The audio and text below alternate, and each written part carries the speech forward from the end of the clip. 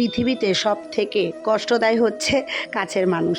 কেন হাসলাম হয়তো তোমরা প্রশ্ন করতেই পারো, যেহেতু আমিও অনেক কষ্ট পেয়েছি, অতি কাছের মানুষের কাছ থেকে কষ্ট পেয়েছি, সেটা না হয় নাই বা বললাম।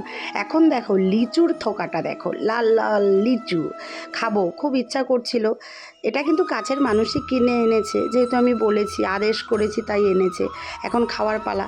আর সত্যি কথা বলতে লিচুটা এত মিষ্টি ছিল না, মানে যত বলবো কম বলা হবে। আমাদের মধ্যবিত্তদের কি হয়, ফল খাওয়া খুব দুষ্কর হয়ে যাচ্ছে, এত দাম বেড়েছে সব কিছু। সত্যি বলছি, কদিন মানে বাঁচবো জানি না, আর ভালো মন্দ খেতে পারবো কিনা সেটাও জানি না। তারপরেও দেখো একটু মটন কষা রান্না করেছি, যেহেতু আমার ছেলে খেতে চেয়েছে, সেটা এনে দেবো না, সেটা তো আর হতে পারে না।